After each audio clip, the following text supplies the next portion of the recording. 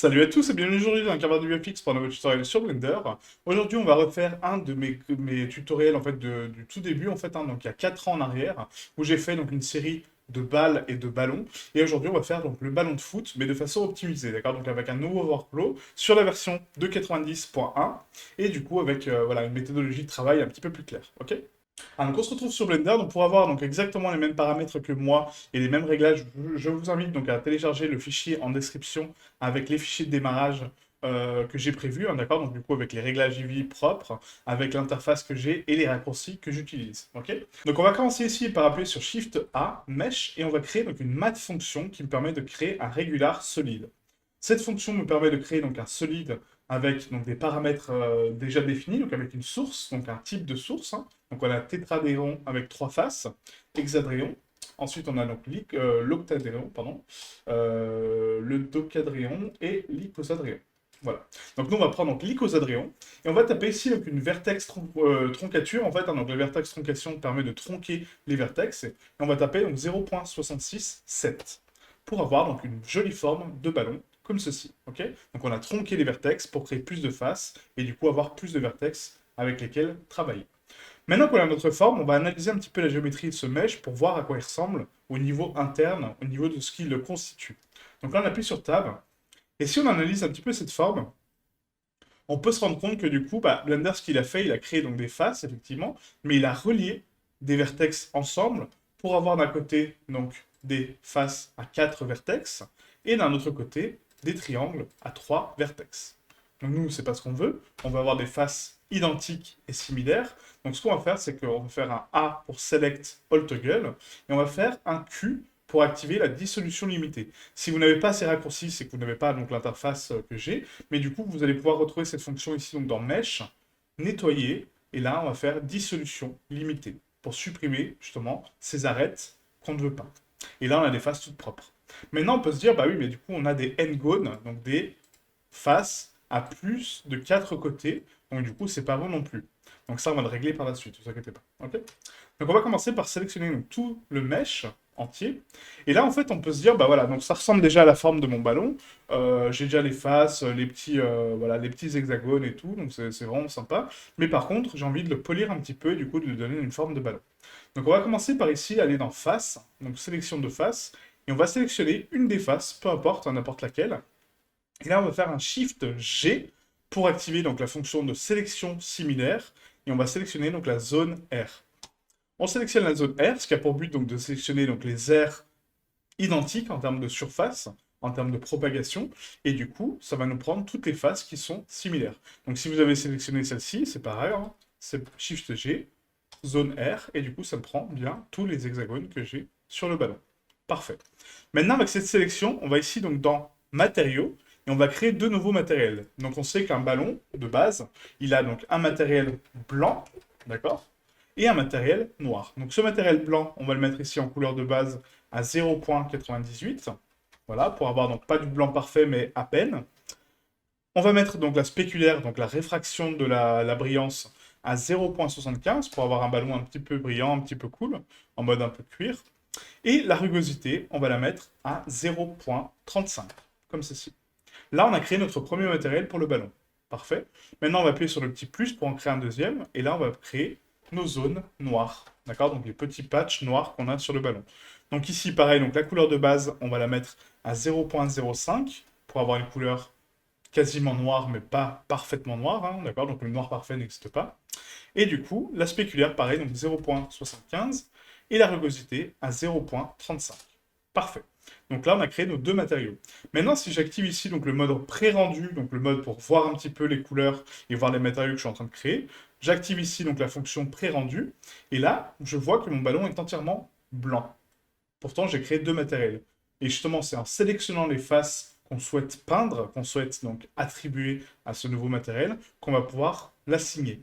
Et là, pour l'assigner, on a juste à cliquer sur le matériel qu'on souhaite assigner, les faces qu'on souhaite peindre en noir. Donc rappelez-vous, hein, Shift G pour faire une sélection de zone R. Et là, on assigne le matériel. Donc je le sélectionne, je l'assigne, et là, mes faces deviennent noires. Parfait. Donc j'ai mes zones blanches qui sont les plus grandes, les zones noires qui sont les zones en hexagone. C'est parfait. mon ballon commence à ressembler à quelque chose. Ok? Maintenant qu'on a assigné donc les matériaux, on va faire un A pour tout sélectionner avec Select All Toggle. Et du coup, on va extruder les faces pour leur donner un petit peu de volume, d'accord, un petit peu de propagation pour créer des jolis arrondis, des jolis patchs pour la constitution de notre ballon. Donc pour ce faire, on va ici donc dans face. Et là, on a la possibilité d'extruder donc les faces de façon individuelle. Donc ce qui a pour but de leur assigner donc un centre de masse propre à chaque face et de les extruder en fonction de leur placement. Donc du coup, extruder face individuelle.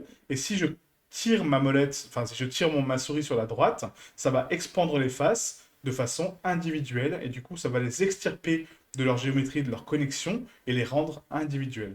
C'est parfait, c'est ce que je veux. Donc là, on va taper une valeur de 0 pour conserver cette extrusion, mais du coup la laisser quand même en place, d'accord? Donc elle est quand même validée, elle est quand même là, elles sont quand même indépendantes, ces faces, mais elles sont individuelles. Et avant de tout enlever comme sélection, hein, donc surtout garder la sélection que vous avez active, sinon ça ne fonctionne pas, vous allez ici donc dans face, et on va faire un face en éventail. Ce qui a pour but de faire un raccord triangulaire entre toutes les faces, d'accord, entre tous les vertex, avec un point central similaire. Parfait.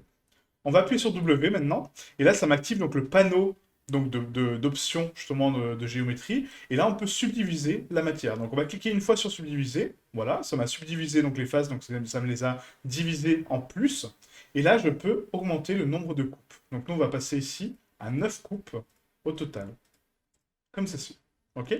Donc ce qui ferait pas mal de géométrie, hein, on est monté vite à quasiment 9992 vertex, donc ce qui est énorme pour un ballon, mais c'est nécessaire. Ok?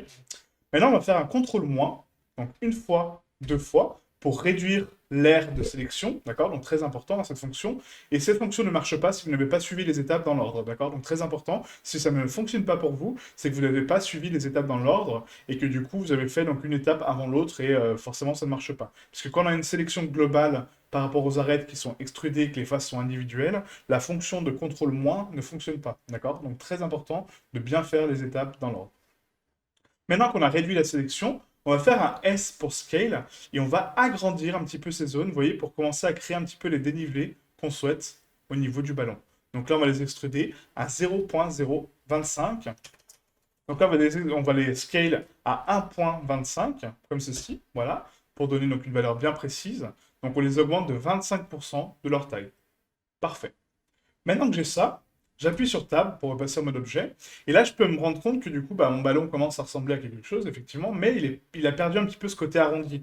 On a des bords très bruts, très cassés, hein, vraiment très, voilà, bah, très carrés, hein, en fait, hein, vraiment très carrés. Donc du coup, pour adoucir un petit peu cette géométrie, vu le nombre de vertex qu'on a, on peut faire une projection par modificateur. Donc on va ici donc, dans les modificateurs, donc la petite clé à molette hein, sur la droite, ajouter modificateur, et on va faire une projection de forme. Donc projeter, et je projette une forme de sphère sur mon mesh, d'accord? Ce qui va avoir pour but donc de l'arrondir, et du coup de le rendre un petit peu plus joli, un petit peu plus rond. Donc là c'est parfait, sphère, et le facteur d'influence, on va le monter à 0.95, comme ceci. Et là vous voyez que ça adoucit mon ballon parfaitement propre, vous voyez, et du coup on a une jolie géométrie et une jolie forme de ballon qui commence à ressembler à quelque chose. Parfait.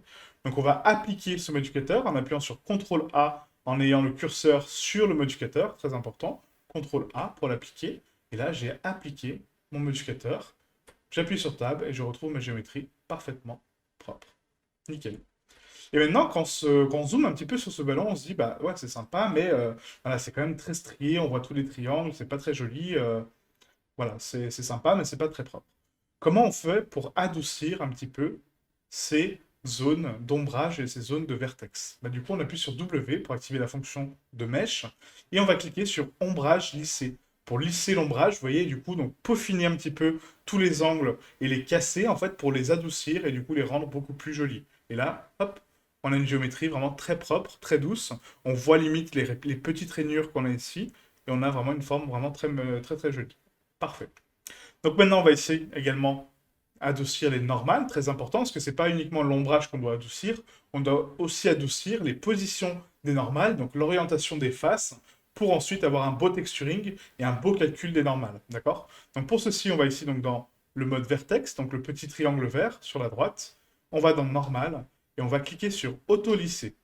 Là, ça va avoir pour but donc de casser mon lissage, puisque du coup, actuellement, il est à 30%. Mais vu que j'ai un lissage à 180 degrés, puisque du coup, c'est une sphère, d'accord? Donc, elle est parfaitement ronde. On n'a pas d'angle brut. Bah, on va mettre 180. Et là, je récupère ma forme d'origine. Donc, on peut se dire, bah oui, mais ça sert à rien, c'est la même chose. Non, ça a son importance, d'accord? Donc, vraiment faire la différence entre ombrage lissé et ombrage des normales, c'est complètement différent, d'accord? Donc, du coup, on a ici donc, le lissage des normales, donc la position des vertex, la position des faces, et le lissage de l'ombrage, ok? Maintenant qu'on a lissé donc, nos normales, on va le laisser donc, à 180, c'est parfait. Et là, si j'appuie sur Tab, je me dis, bah voilà, c'est bon, mon ballon, il est créé. Je peux l'utiliser comme ça. Oui et non, d'accord? Donc c'est que là, on a une forme vraiment très belle, effectivement. Donc on a un ballon, hein, voilà, donc le ballon est créé, mais il n'est pas optimisé. Actuellement, ce ballon, il fait 9992 vertex, ce qui est énorme pour un ballon, et on n'a pas forcément besoin de détails, d'autant de détails en fait pour un ballon, d'accord? Donc juste une sphère basique aurait suffi, avec la même texture, effectivement, la même forme, la même densité, et du coup les mêmes rainures, mais sans la géométrie. Donc là, ce qu'on a créé, en fait, c'est un niveau en fait de détail qui va me permettre de précalculer un ballon en fonction de ce que je souhaite. D'accord? Donc c'est un petit peu complexe à comprendre, mais en fait, c'est que là, j'ai modélisé donc un mesh qui est vraiment très haut poly, qui est haut poly, donc c'est high poly, donc il y a beaucoup de polygones, et du coup, ça va me permettre donc de garder cette instance pour à calculer une autre instance qui va être elle beaucoup plus légère, mais qui va garder exactement les mêmes paramètres, d'accord, les mêmes propriétés. Donc ça, vous allez voir. Avant de faire ça, il faut que je m'assure que mon mesh soit parfaitement propre. Donc pour ce faire, on appuie sur Tab, on sélectionne tout le mesh, et là on va faire un Q pour effectuer des étapes de nettoyage du mesh. Donc si vous n'avez pas encore une fois ces fonctions, c'est que vous n'avez pas mon fichier de démarrage, mais pour les retrouver, vous avez ici donc dans Mesh, nettoyer, et on a toutes les fonctions qu'on va faire, d'accord? Donc j'appuie sur Q pour mon raccourci personnel, et là on va faire ici donc la première étape qui va être dissoudre, dégénérer. Ici, maintenant, 180 vertex, 180 arêtes qui ont été retirés. Parfait. Donc, je continue mes étapes de nettoyage, encore une fois, avec un dissoudre dégénéré. Il n'y en a plus. Il m'affiche 0 vertex, 0 arête, 0 face. C'est parfait. D'accord? Une fois que vous avez un nombre de 0, ça veut dire que votre mesh est propre en termes de géométrie dégénérée. Maintenant, on va faire donc un fusionné par distance. Sauf que si je fais ça, attention, je perds mes rainures et je perds du coup ma zone de jonction. Donc ça, non, d'accord? Donc vraiment le faire dans le cas où j'en ai besoin, parce que si j'ai des vertex trop proches et que j'en ai pas besoin pour ma géométrie, d'accord, qui sont pas importants pour ma géométrie, je peux les fusionner par distance, comme on vient de faire, mais par contre, ça va me retirer effectivement les zones de jonction. Donc nous, c'est pas ce qu'on veut, on CTRL Z, et on annule pour récupérer nos belles bordures et nos beaux arrondis. Parfait. Maintenant, on va faire un Q, supprimer isolé. Pareil, j'en ai pas, 0 vertex, 0 arête, 0 face. C'est parfait. Maintenant, on va vérifier donc les normales et l'orientation des faces. D'accord? Donc ça, très important pour le texturing et le calcul des normales, puisque du coup, ça peut donner des résultats faux. Donc pour vérifier l'orientation des normales, on va ici donc dans le petit onglet d'affichage, on clique sur la petite flèche, et on va cliquer sur orientation de face. Si mon mesh est bleu, ça veut dire qu'il est pro. Il est pro. Si mon mesh est bleu, ça veut dire qu'il est propre. Par contre, s'il aurait été rouge, comme ceci, donc je sélectionne mon mesh CTRL-SHIFT-N pour inverser les normales. S'il est rouge, ça veut dire qu'il est faux.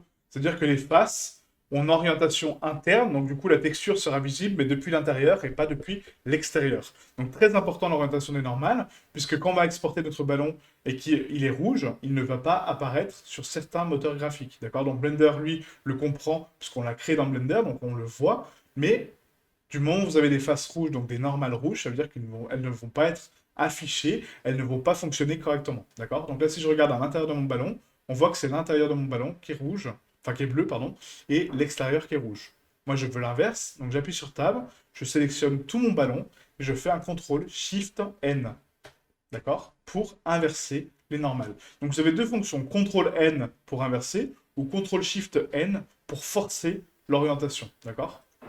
Et là, on a un ballon parfaitement bleu, et intérieurement, on a un ballon rouge. Parfait. C'est ce que je veux. OK?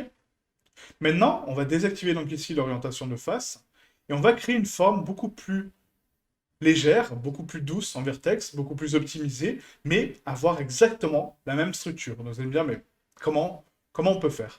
Ben justement, on va utiliser donc ce mesh de détail, d'accord? Donc ce mesh au poly, pour le précalculer pour l'enregistrer sur un mesh low poly.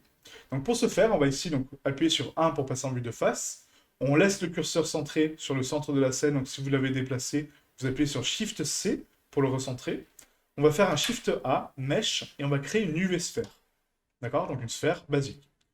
Là, si on analyse un petit peu cette sphère, on voit quand même beaucoup la géométrie et c'est pas très joli. Donc du coup, on va faire la même étape qu'on a fait tout à l'heure. On va faire un W, ombrage lissé pour la lisser, et on va faire un normal, auto-lissé à mettre 180 degrés pour avoir également le lissage des normales. Parfait. Donc là, j'ai créé une sphère par-dessus l'autre.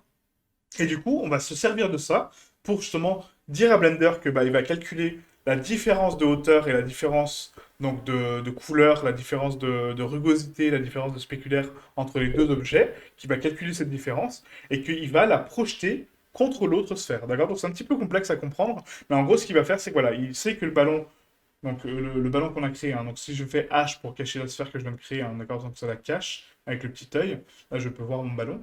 Donc il va prendre ce ballon-là, il va envoyer des rayons pour taper sur la surface qui est externe ou interne, hein, peu importe, et du coup il va calculer une différence donc, de projection, une différence oui, de projection tout simplement, et du coup il va détecter, bah voilà, ok, donc ce vertex-là par exemple, donc le vertex que j'ai ici, il est à tant de hauteur et de différence de ta sphère, donc du coup je te l'enregistre. Celui-ci, il est un petit peu plus haut, donc je te l'enregistre aussi. Et du coup, ce calcul-là va me permettre de reprendre donc, toutes les données que j'ai ici et les transférer sur l'autre ballon. D'accord? Donc là, on rappuie sur Alt-H pour réafficher ma sphère. Et du coup, on va faire ce précalcul. Donc je sélectionne mon solide et celui-ci, on va le renommer donc, ballon foot high. High pour haut, d'accord? Donc pour haut poly. Et le deuxième, donc la sphère basique, on va le mettre ballon foot low. D'accord? Comme ça, on identifie un petit peu les mèches qu'on va calculer. Donc le high, le low. D'accord? Maintenant, je sélectionne mon high et je veux le calculer sur le low. Comment je fais? Bah, du coup, sur le low, il faut d'abord créer un programme, d'accord? Donc une fonction qui va pouvoir enregistrer ces données, d'accord? Parce que si là, on le précalcule comme ça, il va dire, bah ok, tu m'as précalculé quelque chose, mais je ne sais pas où l'enregistrer. Je ne sais pas où le retranscrire. À quoi ça correspond les données que tu veux calculer? Donc à moi de lui indiquer, bah, les données que je vais calculer sont la couleur, sont la différence de hauteur, sont la brillance, sont plein de paramètres. Ok? Donc nous on va sélectionner donc, le ballon foot low, on va créer un nouveau matériel qu'on va renommer ballon foot. D'accord? Ballon foot. Tout simplement. Ce ballon foot, je le laisse par défaut, d'accord? Donc je n'y touche pas, surtout, je le laisse par défaut. Et je vais aller ici donc, dans l'onglet texturing, d'accord? Donc dans l'onglet shading, si vous ne l'avez pas en français, hein, du coup, donc l'onglet shading. On clique sur texturing, et là, on peut passer en pré-rendu, d'accord, pour voir un petit peu ce qu'on est en train de faire. Donc j'ai ma sphère, si j'appuie sur H, j'ai bien mon ballon à l'intérieur, donc Alt H pour afficher mon ballon low, et là, je vais créer donc une texture, d'accord, donc une image pour enregistrer les données que je vais précalculer. Donc pour ce faire, on va faire un Shift A, texture, texture image, voilà, donc j'ai créé un nœud de texture, d'accord, donc un programme de texture, et je vais créer une nouvelle texture. Donc je clique sur nouvelle. Le nom de ma texture va être donc T ballon foot color, d'accord, parce qu'on va commencer par la couleur. Et la qualité de cette texture, je la veux en 4K, d'accord, donc on va vraiment monter, voilà, en 4K, c'est quand même pas mal. 4096 par 4096. On valide avec OK, et là j'ai créé ma texture, OK. Maintenant, si je veux donc précalculer donc la différence de couleur d'un mesh à l'autre, il faut que je puisse le faire sur le moteur graphique Cycles, d'accord? Donc ça fonctionne que sur Cycles, pas sur Eevee, et du coup, on va ici activer Cycles. Pardon. On va activer ici Cycles. Pour précalculer, on a ici, donc tout en bas, juste en dessous de performance, on a un petit onglet qui s'appelle précalculer, vous voyez? Et ce petit onglet, donc ce programme, donc cette fonction, va me permettre de précalculer pas mal de choses. Quand on déplie le petit menu, on peut précalculer la transmission, la brillance, la diffuse, l'environnement, etc. D'accord? Donc nous, on va commencer par la diffuse. Qu'est-ce qui diffuse la couleur sur mon objet? D'accord? Donc on sélectionne la diffuse, ok. Ensuite, il va me demander bah, quelles sont les influences que tu veux calculer. Est-ce que tu veux calculer la lumière directe et indirecte et la couleur? Non. Moi, je veux que la couleur, d'accord? Donc la lumière, peu importe, parce que la scène peut changer, hein, mon ballon peut changer d'environnement. J'ai pas envie d'enregistrer cet environnement, cette structure d'environnement, donc cette lumière, sur mon ballon. J'ai juste envie d'avoir la couleur, d'accord? Donc on va cliquer sur direct, indirect pour les décocher, et on laisse la couleur active. Comme ça, je calcule que ma couleur. Et maintenant, il me demande, sélectionner vers actif, est-ce que tu vas calculer d'un mesh à l'autre ou juste sur lui-même? Bah moi, je veux d'un mesh à l'autre, donc forcément, je le coche, d'accord? Donc je coche cette option, et là, il me demande, est-ce que tu as une cage de prévu? Non, j'ai pas de cage, j'ai pas créé d'entité de cage. Par contre, est-ce que tu as de l'extrusion? Est-ce que tu as une distance maximum à calculer? Oui. Je veux lui indiquer que j'ai une distance maximum pour pas qu'il envoie des rayons à perpète et que du coup il calcule des données pour rien. D'accord? Donc là, je sais que mes ballons sont assez proches en termes de taille. Donc je vais taper une valeur de 0,02. D'accord? Donc 2 cm d'épaisseur pour calculer les rayons. Et du coup, s'il détecte quelque chose dans ces 2 cm, bah, il va me le renvoyer comme information. L'extrusion, non, j'ai pas d'extrusion sur ma sphère principale, enfin sur ma sphère low, d'accord? Donc du coup, c'est bon. Donc du coup, je peux calculer ma diffuse. Alors comment on lance le précalcul? Bah, justement, on sélectionne le nœud ballon foot color, d'accord? Donc il doit être sélectionné, il doit être en blanc, en contour blanc, hein. Regardez, quand on sélectionne un nœud, le contour devient blanc, donc très important. On sélectionne le nœud en contour blanc, et là je vais afficher ma texture ici sur la gauche, ballon foot color. Je dézoome avec la molette en tirant vers l'arrière pour voir ma texture. Donc elle fait bien 4096 par 4096. Et là, je peux cliquer sur précalcul. Sauf que là, il va me dire, attention, tu n'as pas de sélection valide. Puisque là, je suis en train de sélectionner, donc, sélectionner vers actif. Vous voyez, il m'indique quoi faire. Sélection, donc la sélection vers l'actif. Quand un mesh il est actif, il est en jaune clair. Quand il est sélectionné, juste sélectionné, il est en orange foncé. D'accord? Donc pour activer cette fonction, on clique d'abord sur la sélection, donc celui qu'on veut sélectionner, donc celui d'où partent les informations, vers celui qui va les recevoir. D'accord? Donc qui les envoie et qui les reçoit. Toujours dans cet ordre-là. D'accord? Qui est-ce qui les envoie et qui est-ce qui les reçoit. Donc là, qu'est-ce qui les envoie? Bah, c'est mon ballon eye, puisque c'est lui qui a les couleurs et le détail et tout ça. Donc je sélectionne et j'appuie sur CTRL et du coup je vais sélectionner mon ballon foot low. Voilà. Je sélectionne celui qui va recevoir des informations. Donc celui qui les envoie est en orange foncé, celui qui les reçoit est en jaune clair. Ok? Donc maintenant que j'ai ça, je peux cliquer sur précalculer, je vérifie bien que mon nœud est sélectionné, très important, et précalculer. Et là, voilà, j'ai pas de message d'erreur. On voit une petite barre de progression qui s'affiche ici, qui est à 0% pour l'instant, mais ça veut dire qu'il est en train de calculer quelque chose. Donc on va patienter un petit peu, et là, ça va me calculer quoi? Ça va me calculer la couleur de mon mesh et la différence qu'elles ont entre les deux. D'accord? Donc ça peut aller plus ou moins vite en fonction de votre PC, en fonction de vos réglages, en fonction de votre scène. Donc voilà, vous ne fiez pas par rapport à mon calcul, vraiment. Ça dépend vraiment de votre puissance. D'accord? Donc ça peut prendre beaucoup de temps, ça peut prendre beaucoup moins de temps, ça dépend vraiment de beaucoup de choses. Ok? Voilà, donc le précalcul est terminé. Donc on a ici bien une texture qui s'affiche et regardez ce qu'il me retranscrit. Mais il me retranscrit donc des zones noires et des zones blanches.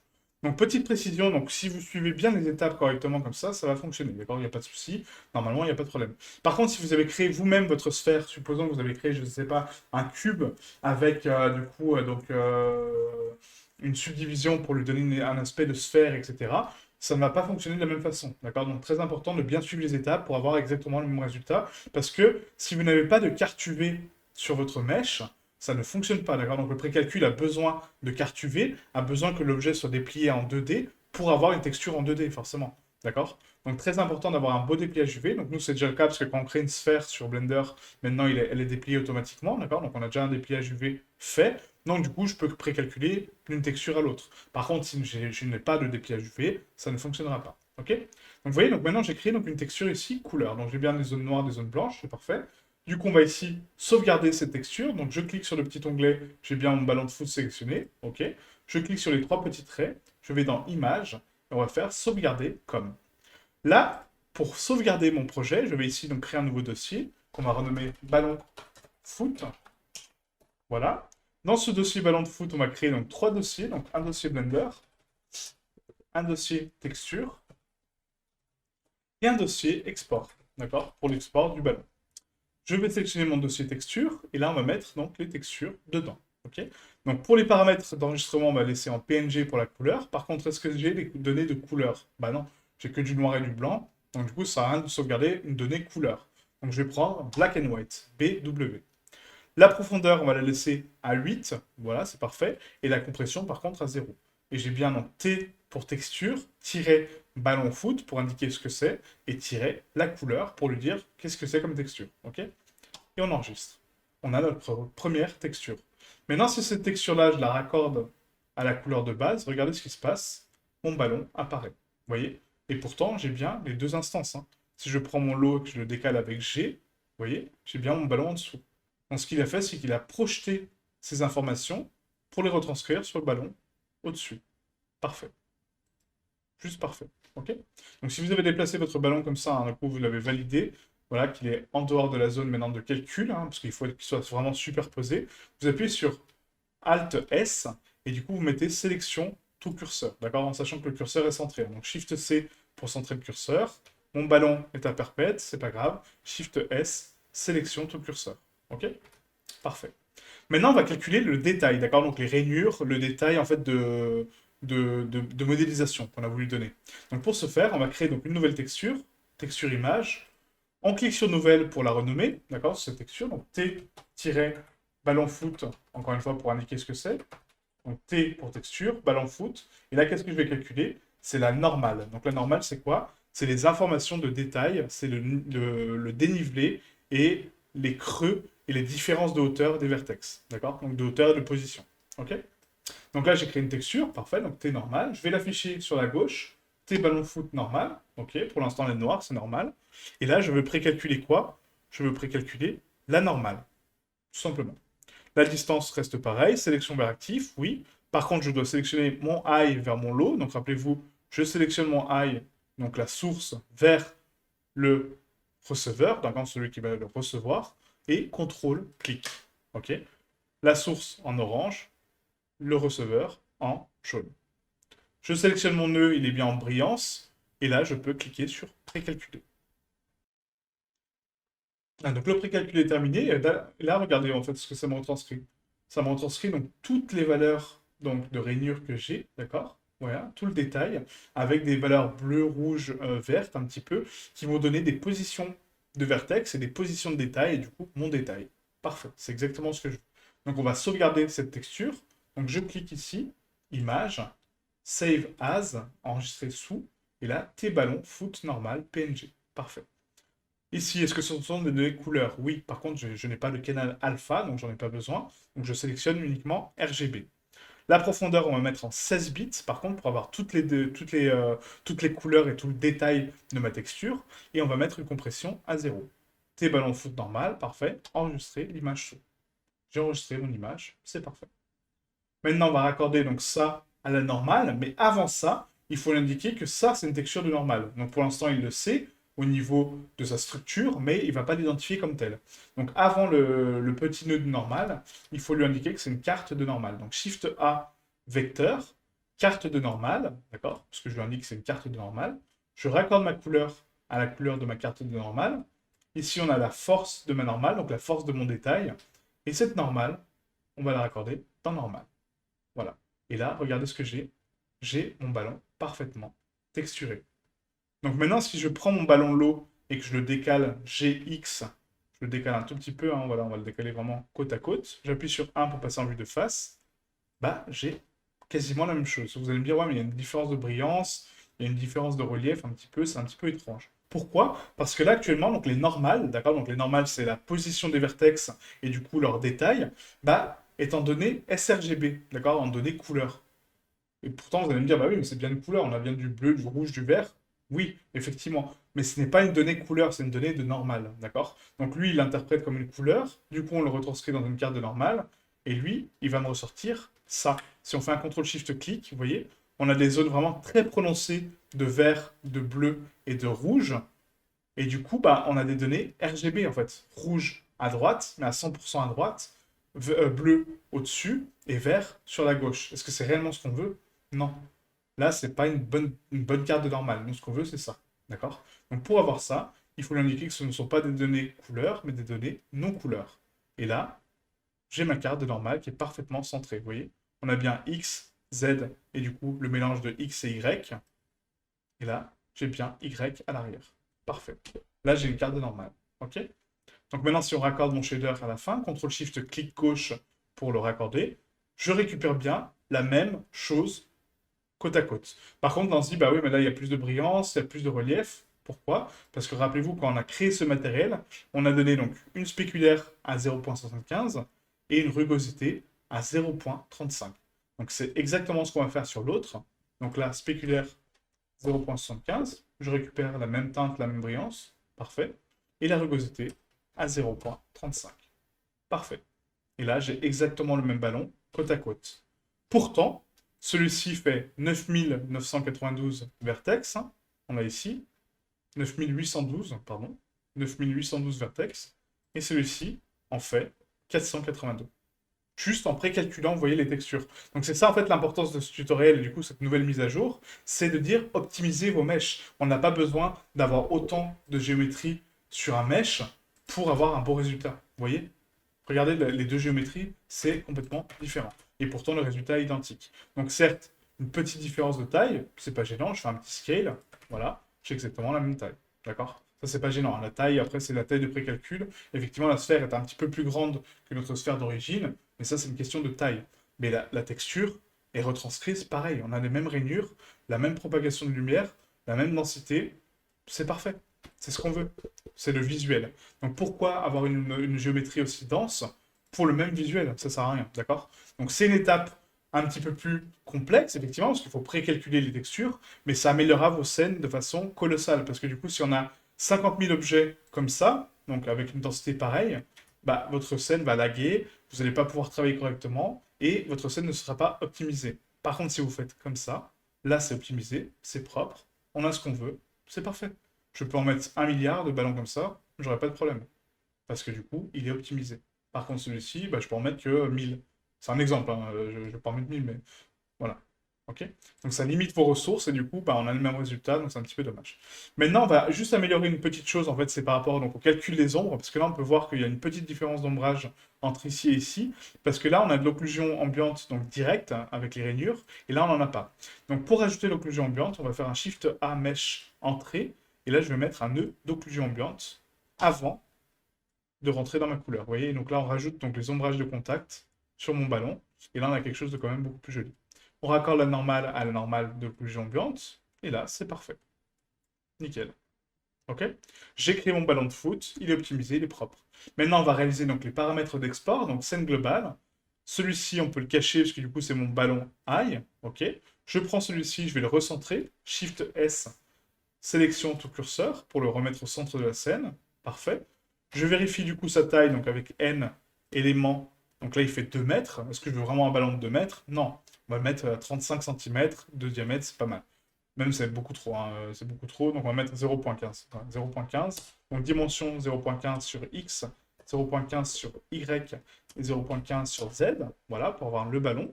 Et là, par contre, si je regarde, en fait, donc je viens de modifier la taille de mon ballon, et du coup, ma taille et mon échelle sont passées à 0.075. Est-ce que c'est réellement bien? Non.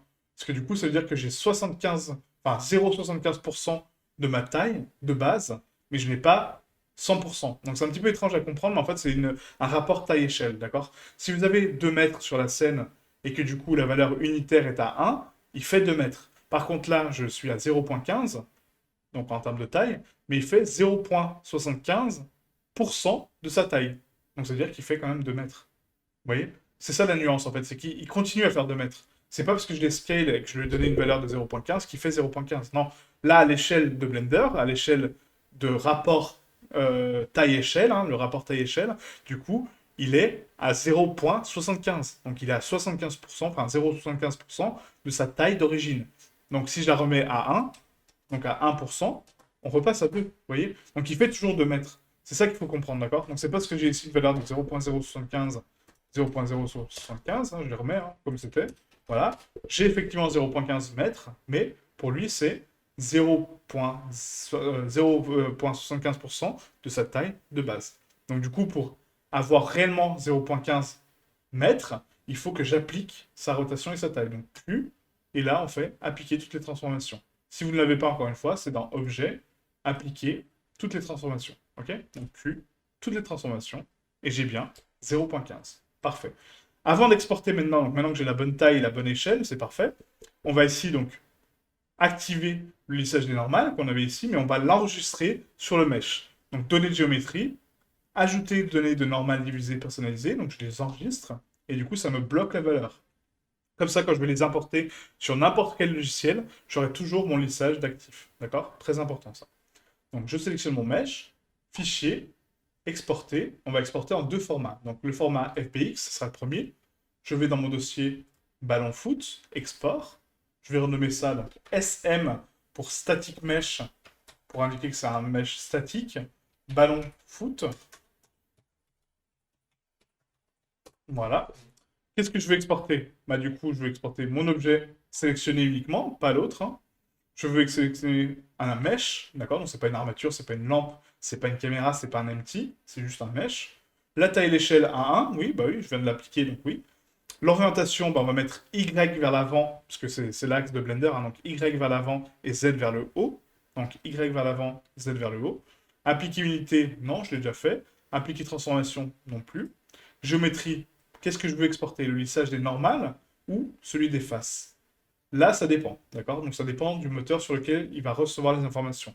Pour Unreal, je vous conseille face. Pour d'autres logiciels, je vous conseille normal, d'accord? Donc ça dépend vraiment du programme. Donc nous, on va mettre normal uniquement, pour l'instant. Appliquer les modificateurs, j'en ai pas. Export de subdivision non plus. Arrête d'isoler, non. Espace tangent, non plus. L'espace tangent, en fait, des fois, est pratique selon les cas. Donc oui, ici, on va le cocher quand même. Donc l'espace tangent est important. Donc oui, espace tangent, excusez-moi. Espace tangent. Le bec d'animation, non. Et l'armature non plus. Il n'y a pas d'armature sur le ballon. OK? Et là, j'ai réglé mes paramètres d'export FBX. Je clique sur Export FBX. J'ai exporté mon ballon. On va faire la même chose dans OBJ maintenant pour avoir deux formats différents. Donc fichier exporter OBJ. Je vais dans mon dossier export. OK. Je vais le renommer donc SM-ballon foot. Mais cette fois-ci OBJ, hein, du coup. Un autre format. Sélection uniquement. OBJ un objet, oui. OBJ en groupe, non, ça sert à rien, j'ai pas de groupe d'objets. Les groupes de matériaux, oui. Les animations, non. La taille et l'échelle, A1, parfait. Le mode de chemin automatique. Y vers l'avant, Z vers le haut, parfait. La géométrie, je veux appliquer les modificateurs, non, j'en ai pas. Groupe de lissage, oui. Groupe de lissage bit flag, oui. Écrire les normales, oui. Inclure les UV, oui. Écrire les matériaux, oui. Est-ce que je veux trianguler les faces? Non, ça c'est mon moteur externe qui le fera lui-même. Si vraiment il y a besoin en fait de trianguler les faces, c'est vraiment dans certains cas, comme par exemple avec Marmoset. Marmoset demande une triangulation des faces. Donc du coup, je vous invite à le faire avant l'export. D'accord? Donc la triangulation de faces, c'est pas obligatoire, mais est conseillé.